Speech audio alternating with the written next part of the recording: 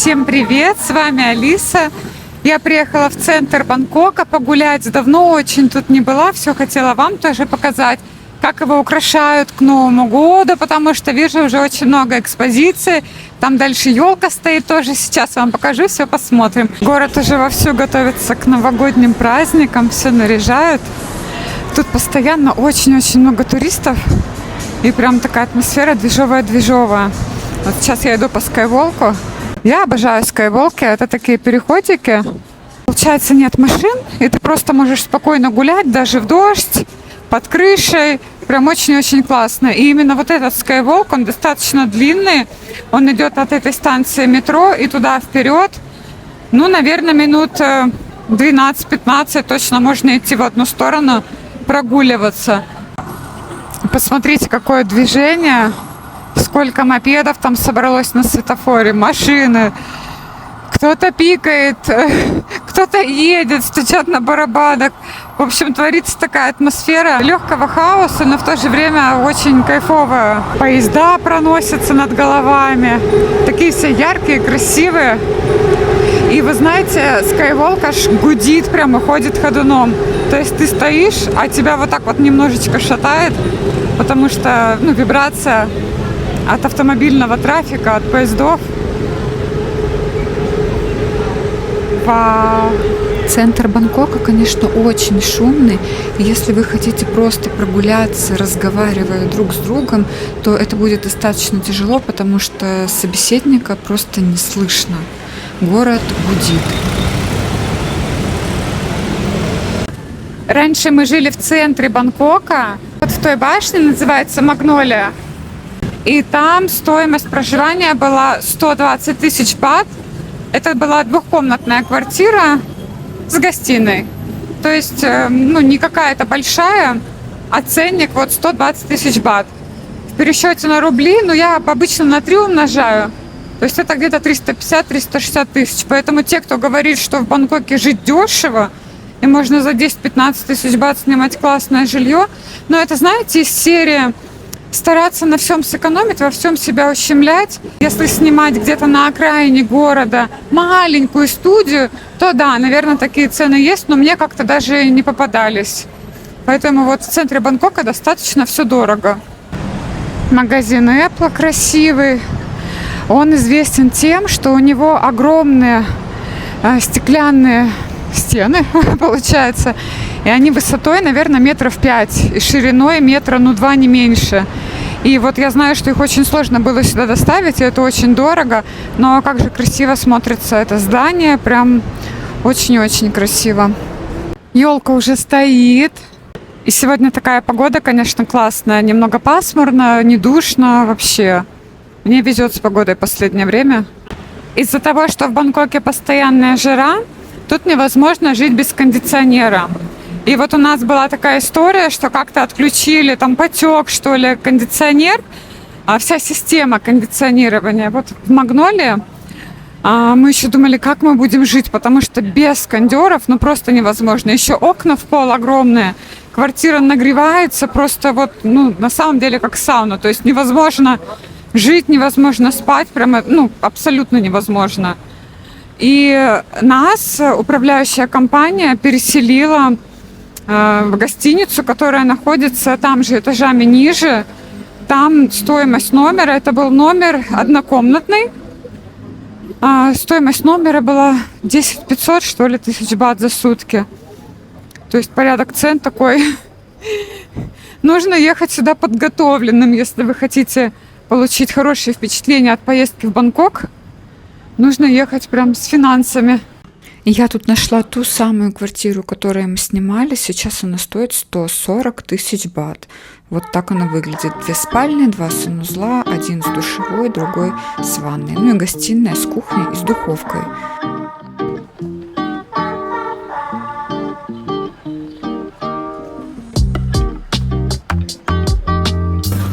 Если обратите внимание, тут все ходят, не торопясь, как-то никто никуда не спешит.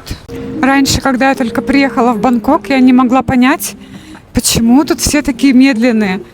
И мне казалось, что это какая-то такая азиатская лень, может быть, медлительность. А я привыкла ходить быстро. И вообще я заметила, все русские ходят достаточно быстро. То есть у нас в голове как-то, видимо, заложено, что есть цель, нужно к ней идти.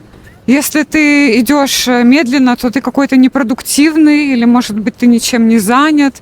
И поэтому у нас какая-то установка есть, что мы постоянно куда-то бежим. Я помню, даже заходя в торговый центр, на эскалаторе я не могла стоять, вот прям не могла. Мне нужно было идти по нему. Сейчас я поймала себя на мысли, что я наконец-то замедлилась. И все местные тут более медленные, но это не потому, что они там ленивые или бездельники. Это, как, кстати, какое-то заблуждение. Очень часто я слышу, что вот это тайское сабай-сабай, типа, и так сойдет. Но на самом деле это не так. Тайцы очень трудолюбивые. Просто они как будто не расточают свою энергию. Они умеют и отдыхать, и работать. И как-то все это у них замечательно вместе складывается. И вот сейчас я заметила, что часто даже слышишь позади себя шаги, если быстрые, то это, процентов на 90 будет идти русский. Видимо, кто недавно еще здесь живет или приехал отдыхать. Это я сейчас пришла в райончик рядом с торговым центром Сиам. Он похож на наш московский, наверное, Арбат. Тут люди прогуливаются, такие улочки, очень много молодежи. Вечером тут все в огоньках. Включают разную музыку, колоночки со всех сторон. Кто-то танцует, кто-то снимает тиктоки. Все одеты очень ярко, разнообразно. И даже вот прийти просто посмотреть, действительно интересно. Я обожаю это местечко. При этом смотрите, как чисто. Тоже часто ругает Таиланд за грязь. Не знаю, наверное, это тоже нужно выбирать какие-то места, по которым вы ходите, гуляете. Но могу сказать, что тот, кто ищет какие-то трущобы и помойки, тот их, конечно же, найдет. Но это и везде можно найти. Знаете, и в России тоже не все идеально. Но тут я могу сказать, что очень чисто, очень. Вот под ноги посмотреть, ничего же нигде не валяется, ни в каких уголочках. Местная молодежь. Тут есть очень классная кафешка. Называется она Чатрамув. Это китайский бренд. Я ранее уже о нем рассказывала. Там есть очень-очень вкусный чай. По-моему, он находится вот там вот немножечко. Первое время еще, когда сюда приехала, было все так непривычно. И ты выходишь в центр города, и такой раз, как будто попадаешь в другое измерение. И ты даже, не знаешь, куда идти. Потому что сверху поезда проносятся, тут машины, мопеды, люди. И ты весь такой как бы растерянный, потерянный еще к этому ритму. Непривычно немножечко. И это так немножечко пугало. Сейчас уже, конечно, спокойно. Уже и дороги более расслабленно проходишь. Уже как-то проще к этому относишься. А поначалу, такой хаос в голове. И кажется, я вроде бы приехала не из какой-то глубинки из Москвы, но тем не менее в голове прям вот это очень было непривычно. Про тайскую еду, кстати, тоже интересно. До того момента, как я переехала в Бангкок и была в Таиланде только как турист, мне казалось, что тайская еда какая-то, неправильная, ее невозможно есть. И как вообще можно кушать тайскую еду, не получив при этом гастрит. И вот я только недавно поняла, что мы неправильно ее едим. Я попала в тайскую семью, и там, знаете, как принято, набирают разные-разные блюда. Это может быть и курочка, и свинина, и какая-то зелень. Кстати, тайцы очень много едят зелени и очень много едят овощей. И вот они набирают вот эти все вкусняшки, накладывают каждый себе рис и кушают все это вместе с рисом. И это действительно получается настолько вкусно. И даже то, что нам вот визуально кажется чем-то вот жирным, очень жареным, deep fried, как в панировке, в масле, когда закидывают в масло, прям обжаривают. Такая еда называется deep fried. И визуально это кажется прям, жарёха. А на самом деле это так вкусно. И вот тайцы, они привычны брать несколько блюд на семью, на компанию и кушать все вот вместе. Получается очень разнообразно и действительно очень-очень вкусно. Вы, наверное, видели такую картину на пляжах Паттайи. Там очень часто можно встретить, что тайцы с семьями выезжают как бы отдыхать на берег моря. Там расстилают свои вот эти циновки и устраивают пикничок. Вот. А мы как привыкли? Мы привыкли прийти в кафе, взять себе одно какое-то блюдо и сидеть им, давиться и думать, ну что-то не то. Вот, например, омлет на завтрак. Вот я живой пример, да? Брала себе омлет на завтрак и думала, ну как можно такой зажаренный просто в масле омлет съесть на завтрак и при этом, ну, не посадить себе желудок. И оказалось, вот все не так. Нужно просто много-много всего набирать и кушать это вместе с рисом. Получается, риса ты съедаешь много, а всех вот этих закусочек, ну, немного. И в итоге твоя пища, она не такая острая, не такая жирная. Да и, кстати, острое я полюбила уже в Таиланде. Вот тот же папайя-салат, например. Покупала я его раньше, я не могла понять, ну в чем его прикол. Ну просто острый какой-то, невозможно есть. А оказывается, нужно все кушать вперемешку с рисом, вместе с другими вот приколюшечками и вкусняшками. А еще, кстати, тайцы реально думают, что тайская кухня самая вкусная кухня мира. И тоже часто вижу в интернете такой вопрос, мол, что отвечать тайцу, если он тебя спрашивает, как тебе тайская еда. Так вот, обязательно отвечайте «Арой маак». Очень вкусно. Это значит очень вкусно. Потому что тайцы, ну, у них культ еды. Они едят везде и повсюду. Дома они практически не готовят. И тут еда продается на каждом шагу. И для них это очень важно покушать. У них зачастую все темы разговоров, они все крутятся вокруг еды. Ну, обычные, повседневные, да, разговоры. Поэтому, если вас тайец спрашивает, как вам тайская еда, ну, понятное дело, что он еще вам может... Какой вопрос он вам еще может задать, да, незнакомому человеку? И самый простой и комфортный вопрос – это как вам тайская еда? Обязательно отвечайте, что очень вкусно.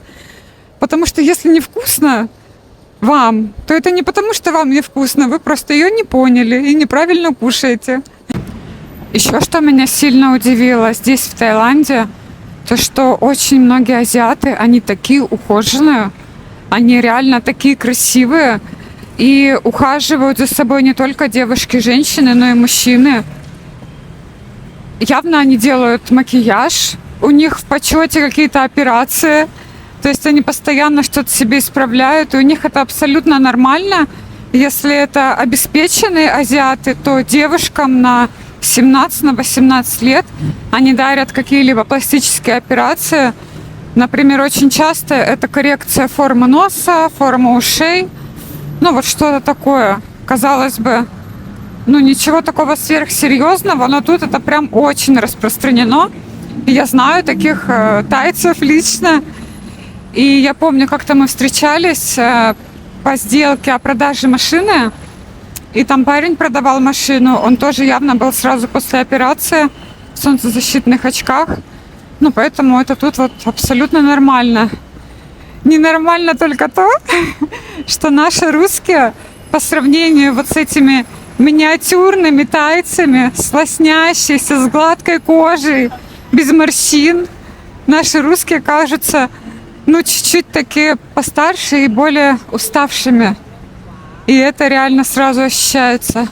Как-то у азиатов чувствуется прям легкость, а мы тяжелые. И вот я сейчас тоже стараюсь над этим работать. Я понимаю, что это, ну, какие-то внутренние зажимы или как это, профдеформация. То есть это отпечаток от нашей жизни. И я вот тоже разговаривала со знакомыми тайцами. А там ребятам одному 37 лет. Но выглядит он реально как вот, ну, 25-летний парень. Очень свежо, очень молодо они выглядят. И они спрашивают, а почему вот, ну, у нас нет морщин? Почему у вас морщины? Ну, у нас была еще трудность в общении, потому что тайский я не знаю, мы разговаривали на английском.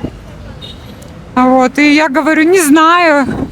А сама-то я примерно понимаю, что реально жизнь может быть сложной, ну, в плане работы, финансов, достатка, да, она может быть сложной везде. Но они стараются быть менее зашоренными, что ли. То есть они стараются как-то, ну, наверное, проще немного относиться. Ну и понятное дело, что наследственность.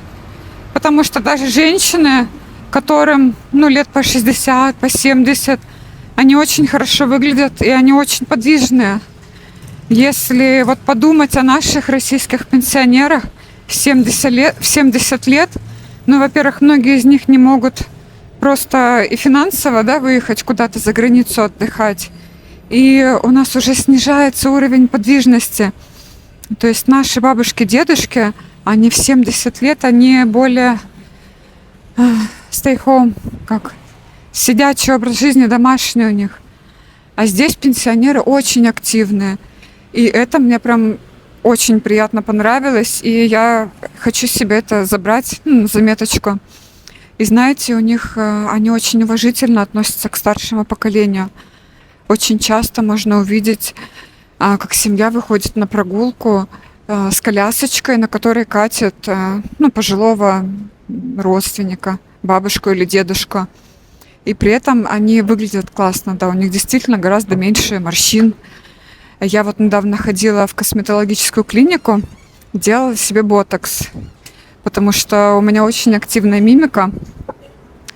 И я прям понимаю, что что-то мне в себе не нравится.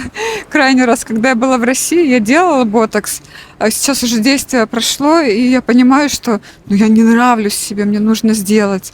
И вот я пришла в клинику, и как бы ботокс чаще всего делают иностранцы. Тайцы не делают его, потому что у них нет нужды, у них нет морщин. Но зато, вот видите, они любят пластические операции, любят что-то визуально в себе изменять, улучшать себя. И тут это абсолютно нормально. Я еще думаю, что мы выглядим старше, потому что мы реально очень много стрессуем. Тайцы не доводят себя до такого. Ну, вот это мое мнение. Я слышала очень много историй про тайцев, сотрудников, да, когда берут тайского человека на работу. И вот как они все-таки бережно к себе относятся. Встречала истории вплоть до того, что какой-то русскоязычный мэн открыл, по-моему, точку по продаже, ну, по производству, по продаже чехлов на смартфоны. И открылся он где-то в центре, ну, в торговом центре. И у него были трудоустроены тайцы. И вот он старался улучшать свою точку. В какой-то момент он ввел рабочую форму в футболке. И вот одной сотруднице, девочке, не понравилась эта футболка, и она уволилась. А другой парень сказал, что ему там то ли холодно, то ли жарко в ней будет, и уволился. То есть вот они настолько... Я даже не знаю, хорошо это или плохо. Наверное, это и плюс, и минус.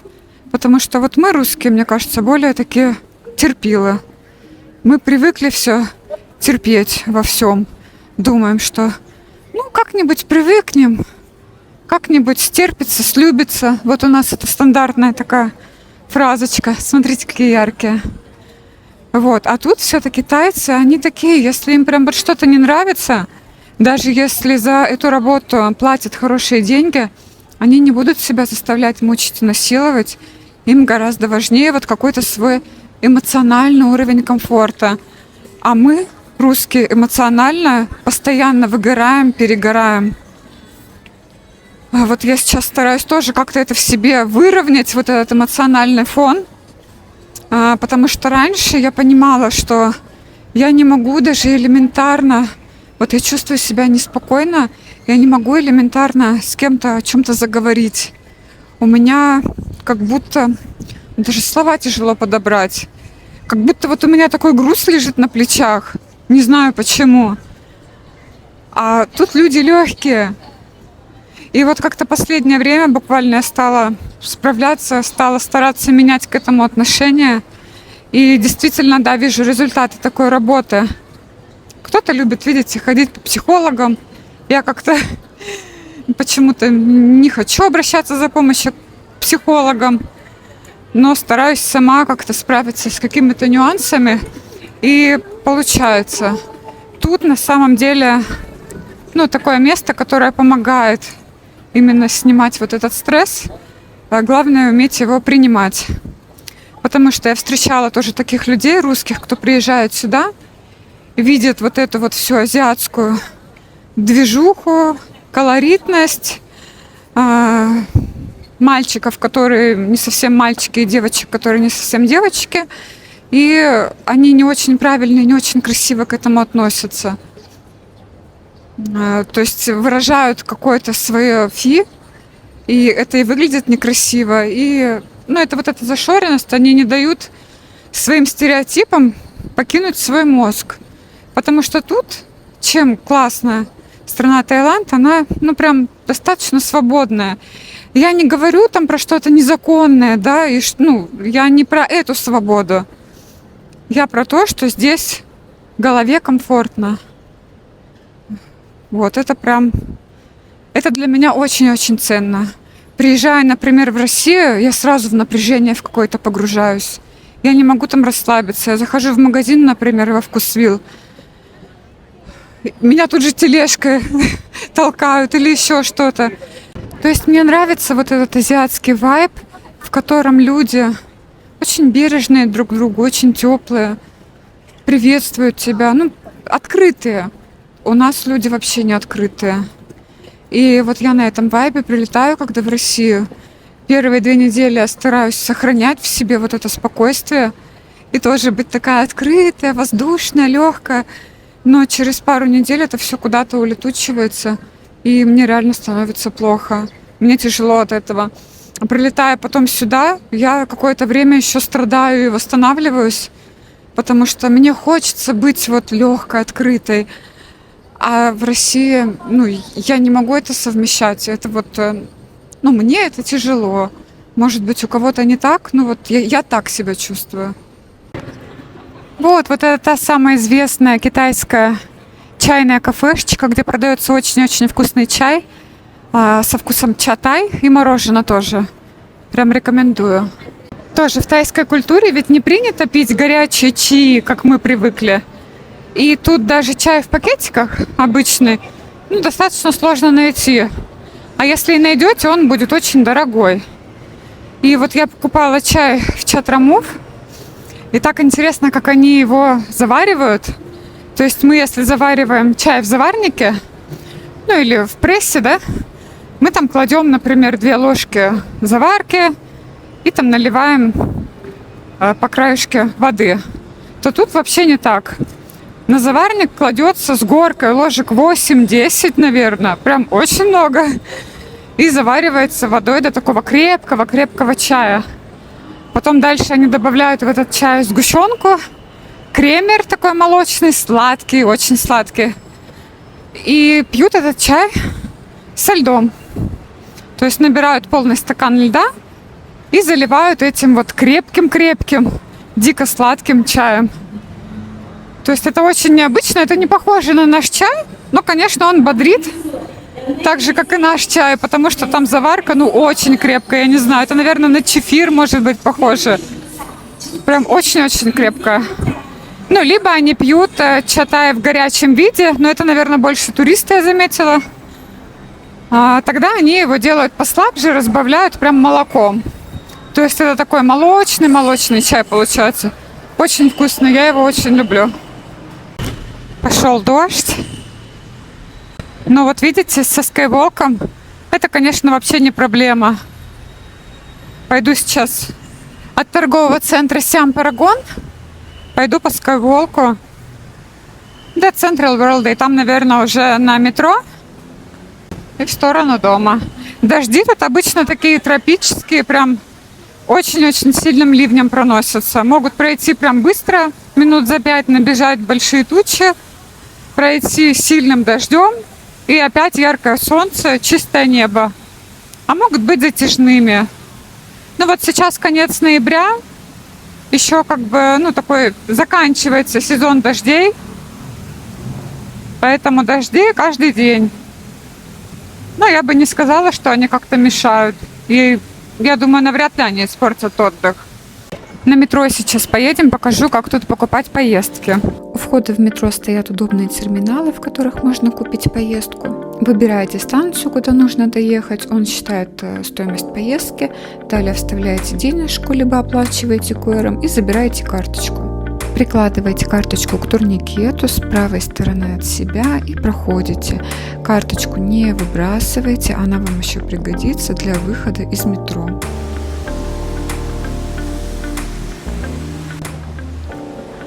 Люди выстраиваются вот в такие очереди. Получается, когда поезд подходит, двери открываются, из вагона выходят, и люди потом заходят. Никто никуда не ломится, не толкают друг друга. Все аккуратненько стоят, соблюдают дистанцию.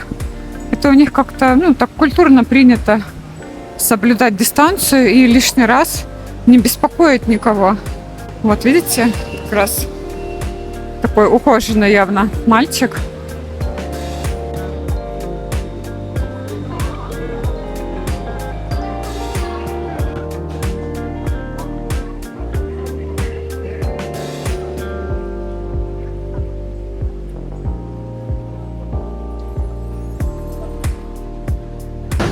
Также вышли из метро, и никто не толкался. Кстати, чтобы спуститься вниз, можно пойти либо по лестнице, либо воспользоваться лифтом. Очень удобно для маломобильных пассажиров.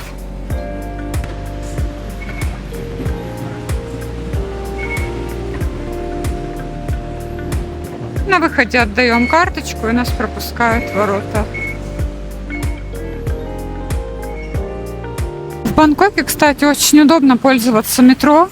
Оно тут чистое, прохладное. Люди все вежливые, как-то сохраняют дистанцию. И нет никаких посторонних запахов. То есть никто не воняет, нет никаких, не знаю, немытых людей. Тут вообще как-то тайцы, нет запаха от них. Даже в парке, когда они бегают, все абсолютно мокрые, нет запаха.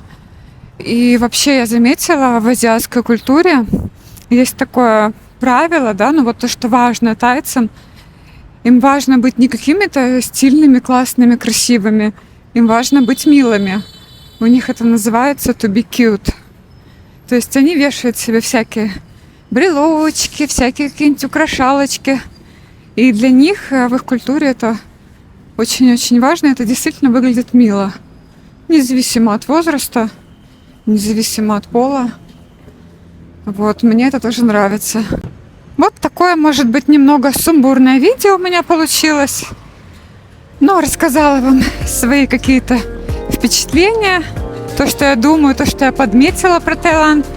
Может быть, кому-то будет это интересно, потому что все чаще блогеры рассказывают о каких-то стандартных вещах, куда сходить, что покушать. А мне интересно делиться своими наблюдениями. Об этом мало кто говорит. Поэтому буду рада любой обратной связи. Спасибо, что были со мной. До следующих совместных прогулок. Всем пока!